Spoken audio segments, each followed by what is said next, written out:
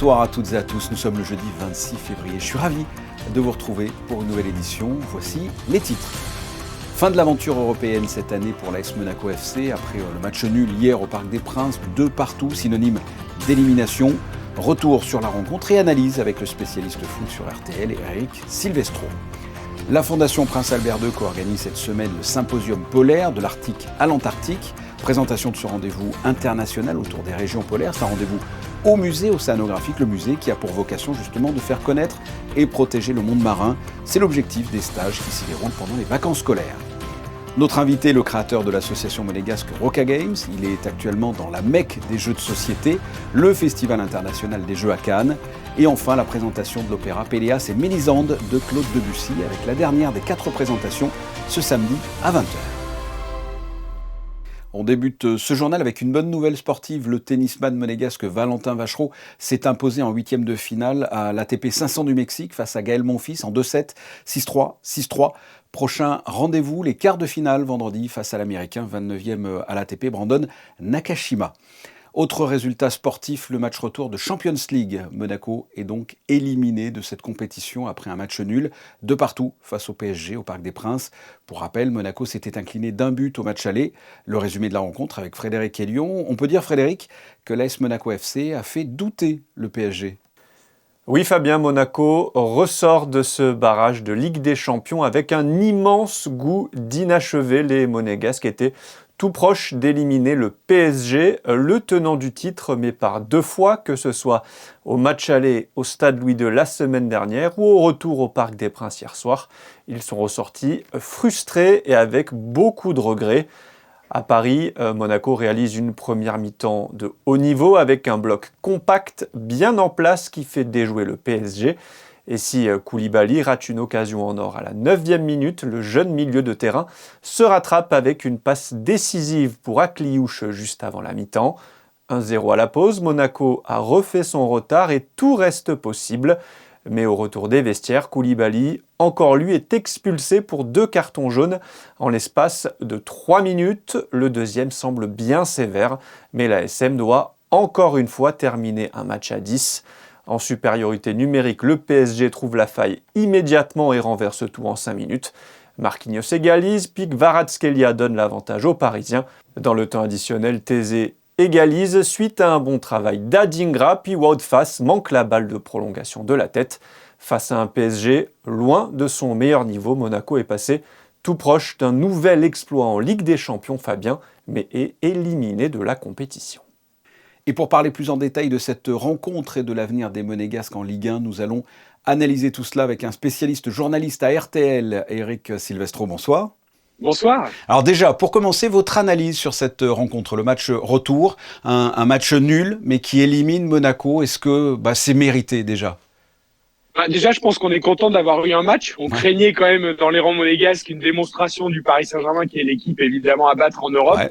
On redoutait un peu cette confrontation, vu la saison en plus de l'AS Monaco. Et en fait, il y a eu une super confrontation sur l'ensemble des 2 matchs. Monaco a été allé à hauteur de l'événement, que ce soit à Louis II ou au Parc des Princes. Donc ça, c'est déjà une grosse satisfaction. Et du coup, il y a peut-être une petite déception, une petite frustration d'un exploit qui était finalement possible alors qu'on ne l'imaginait pas.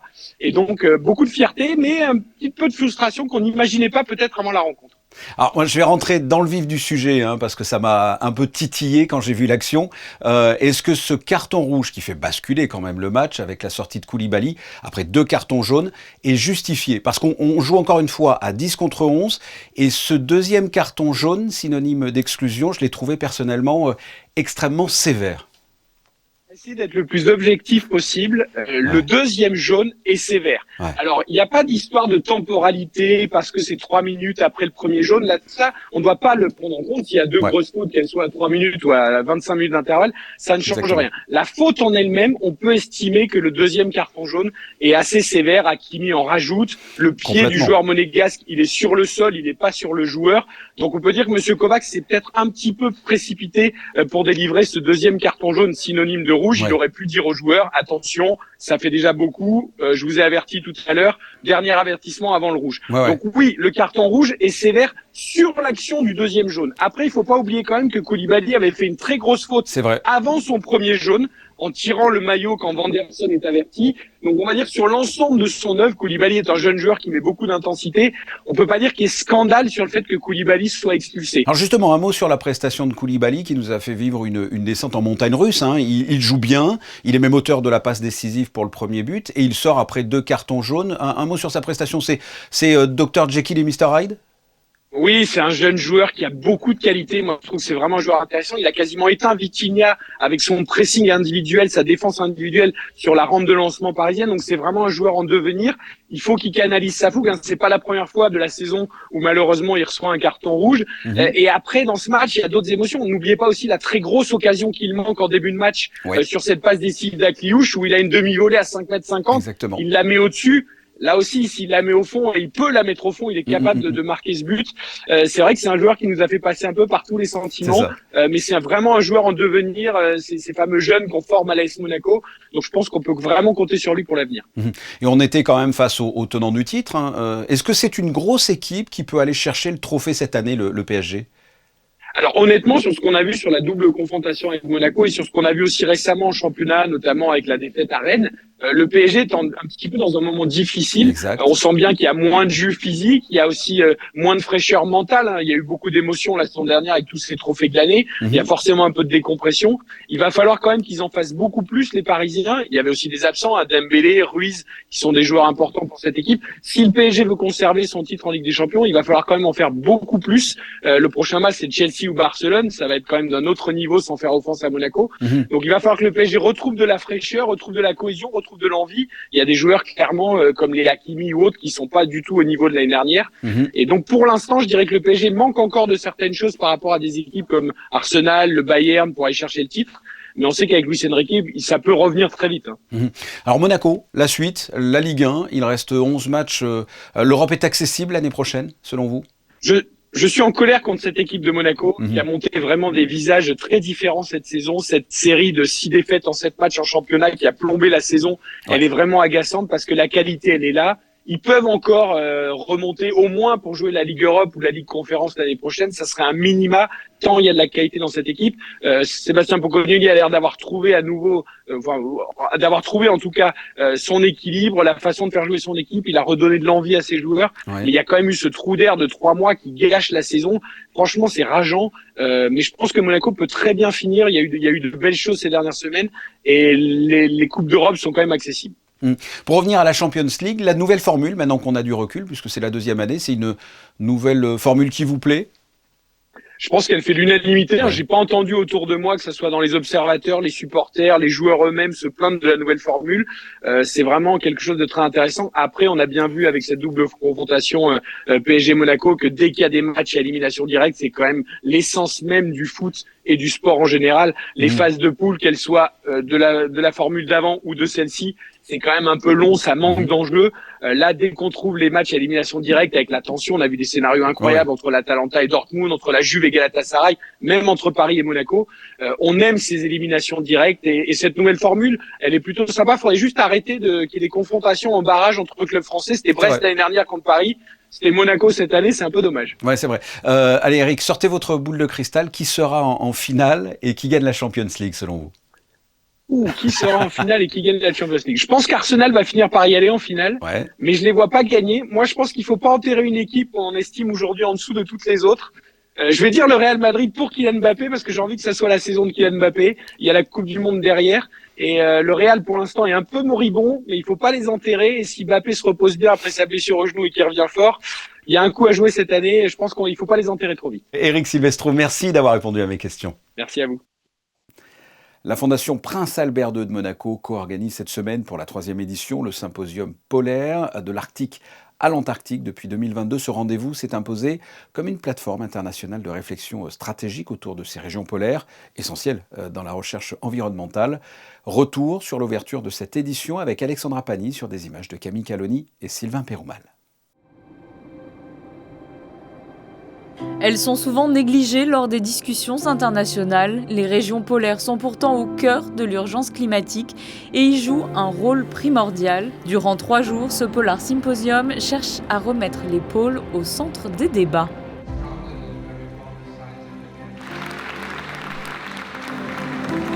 Donc ce que l'on souhaite aujourd'hui et dans les jours qui viennent, c'est identifier une feuille de route, identifier des actions très concrètes qu'on pourrait mener de manière coordonnée avec un fort potentiel d'impact. Les pôles, on a tendance à penser que ce sont des régions éloignées, distantes, et c'est certainement une des raisons pour lesquelles elles ont été mises un petit peu de côté du cœur des débats internationaux. Et pourtant, elles sont au cœur des enjeux de biodiversité, de climat. Ces régions, elles se réchauffent 3 à 4 fois plus vite que la moyenne.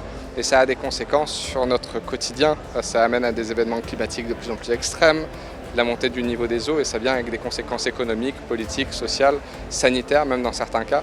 Donc on est tous concernés par ce qui se passe dans les régions polaires, et on souhaite le rappeler ici aujourd'hui.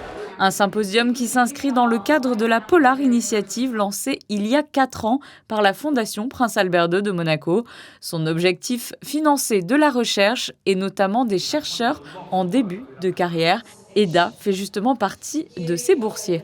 Mes recherches portent sur la géopolitique de l'Arctique, surtout sur la coopération dans l'Arctique avec les États non arctiques. Et aussi, je travaille sur la diplomatie scientifique. Et donc, c'est quoi le rôle de la science en diplomatie, dans la coopération et surtout pendant les conflits. L'impact des conflits et l'instabilité géopolitique actuelle était justement l'une des 3 grandes thématiques du symposium cette année. Le rôle de ces grands rendez-vous internationaux est de maintenir en toutes circonstances l'attention des politiques et du grand public sur ces questions environnementales. Le musée océanographique qui accueille sur 3 jours ce symposium a pour vocation justement de faire connaître et protéger nos mers et océans. C'est l'objectif des stages organisés pendant les vacances scolaires. On retrouve sur place notre équipe, Alexandra Pani et Camille Galloni.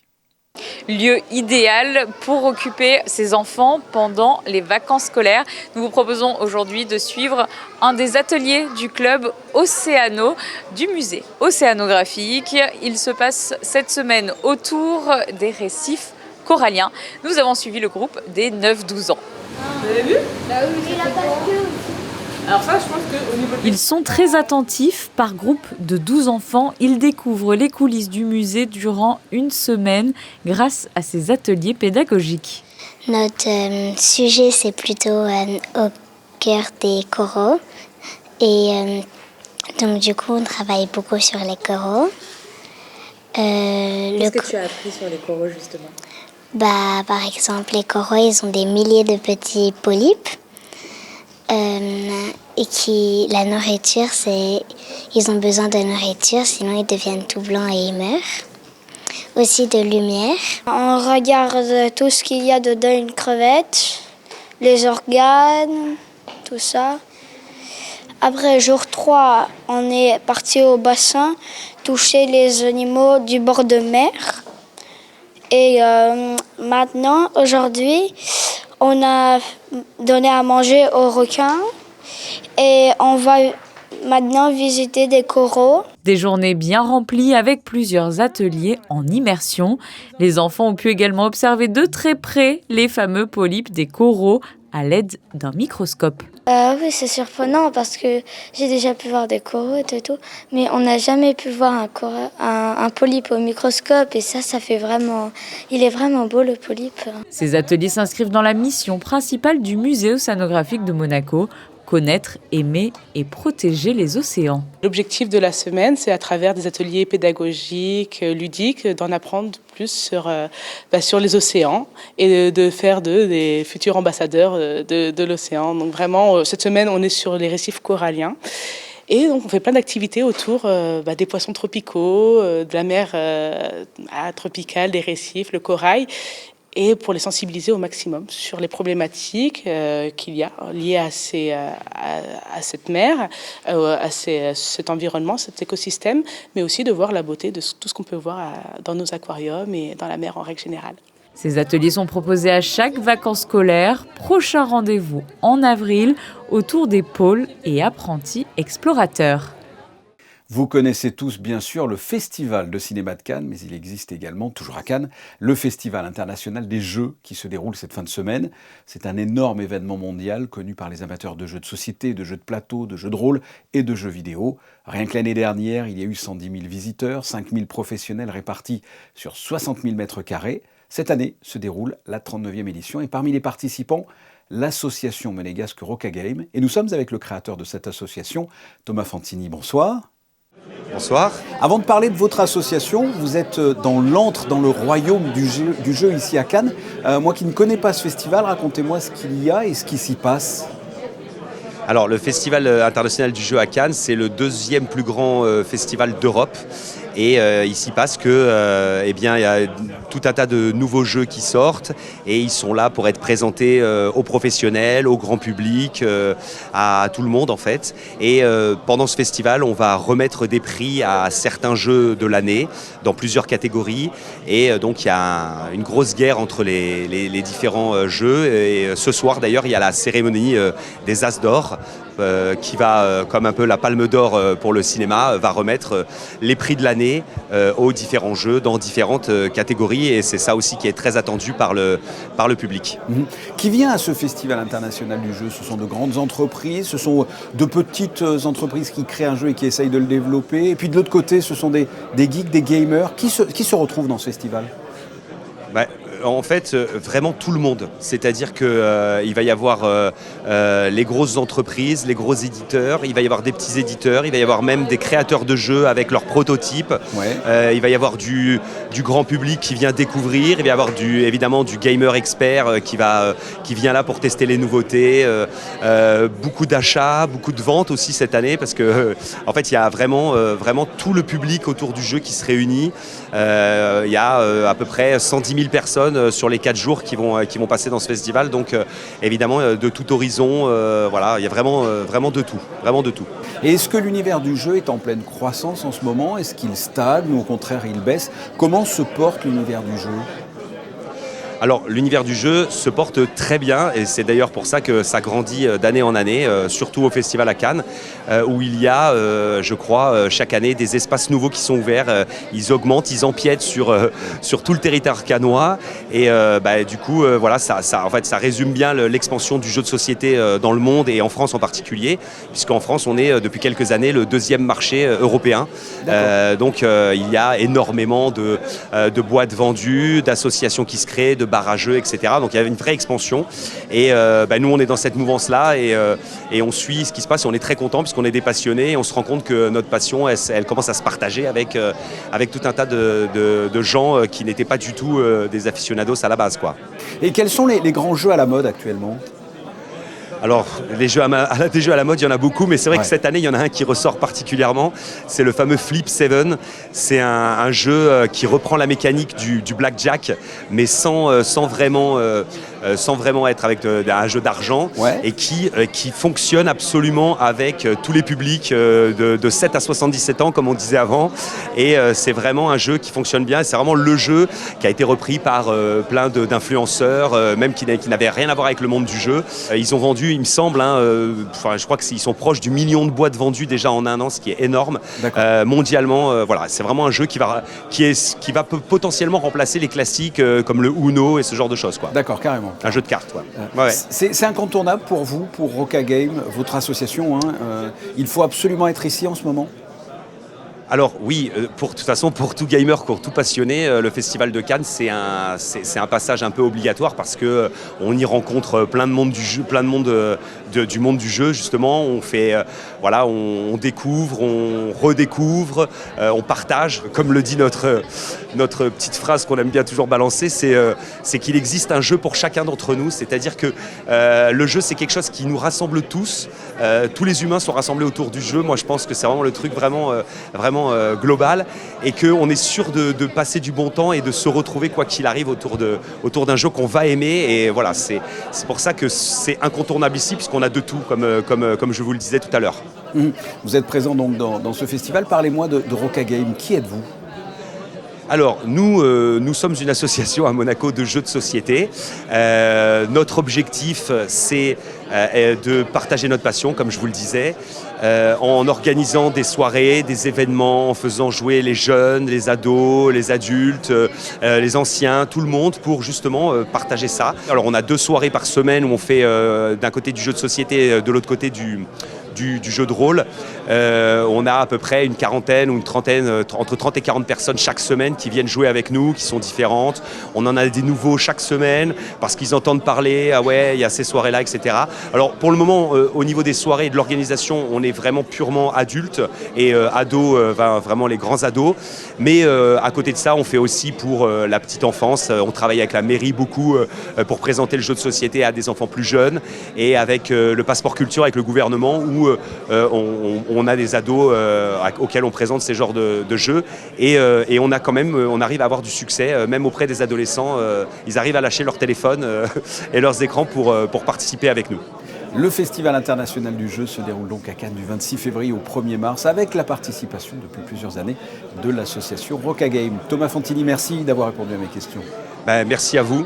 Dans le reste de l'actualité, un très bel épisode culturel se déroule en ce moment à l'Opéra avec 4 représentations du spectacle Péléas et Mélisande, chef-d'œuvre de l'opéra français signé Claude Debussy. La dernière représentation aura lieu ce samedi 20h. Reportage de José Sacré et Thomas Deus.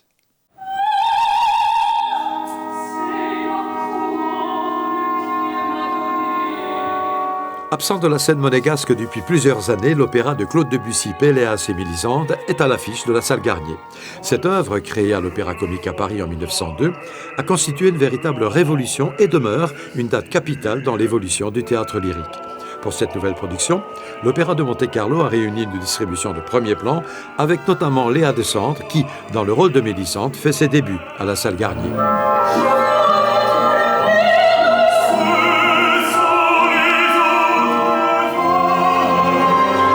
C'est une œuvre complexe, extrêmement poétique. La musique de Debussy ajoute encore plus de mystère et peut-être ce sont ces silences qui sont les plus importants. Cette pièce de Maeterlinck et cet opéra de Debussy a commencé par faire scandale et puis après elle est rentrée dans le répertoire de toutes les plus grandes maisons d'opéra du monde. Elle y est toujours régulièrement représentée, même si elle est réputée très exigeante. Parce que c'est une œuvre qui nécessite des solistes exceptionnels et c'est un rôle de femme merveilleux. Le rôle de Mélisande est un rôle que toutes les cantatrices rêvent une fois de chanter, surtout celles qui n'en ont pas la voix la plupart du temps. Elles regrettent de ne pas avoir ce type de voix pour le faire. Ce n'est bien évidemment pas le cas de ce soir de Léa Descendre qui s'impose par sa délicatesse et son talent.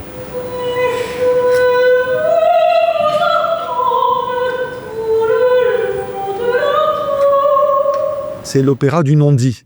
Les personnages sont des archétypes et on navigue vraiment dans tout le symbolisme poétique de la fin du XIXe siècle, après Baudelaire.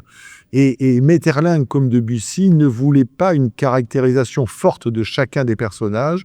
On est dans des brumes, on est dans des détours psychologiques, on est dans les replis de l'âme.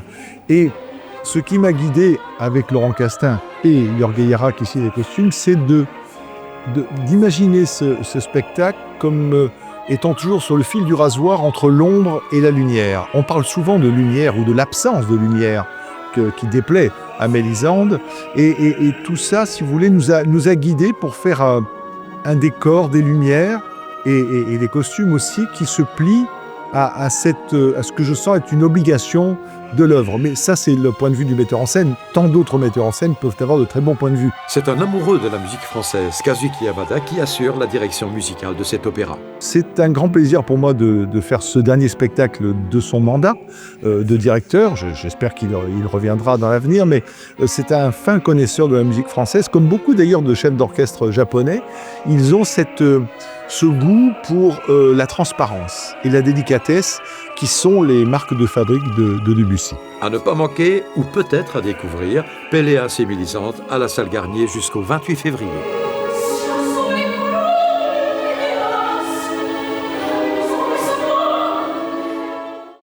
Les photos de fin de journal de la rédaction sont consacrées aux nombreuses animations du musée océanographique organisées pendant les vacances scolaires. À suivre, dans une poignée de secondes, la météo d'Alban Gingembre. Juste après, ne manquez pas votre magazine rencontre de Yann-Anthony Noguès avec pour invité le ministre d'État Christophe Mirban.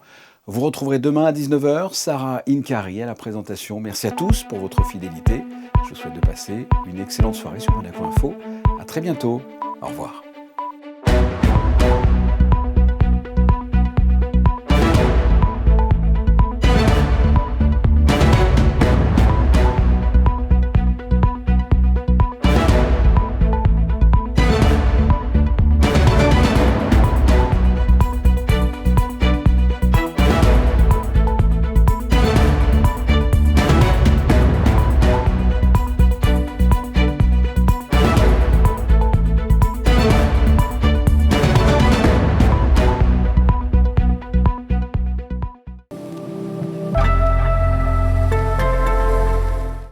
Bonsoir à tous. Du gris nous attend demain. Le ciel sera très chargé en nuages. Soyez attentifs aux quelques éclaircies car elles ne seront pas nombreuses. Des températures en très légère baisse également avec 9 degrés le matin et jusqu'à 14 degrés l'après-midi. Ça reste largement agréable pour un mois de février.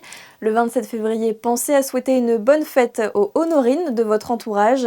Et puis le 27 février, c'est aussi la journée internationale de l'ours polaire. Vous le savez, à Monaco, la Fondation Prince Albert II s'engage pour la protection des régions polaires et organise en ce moment même son traditionnel symposium.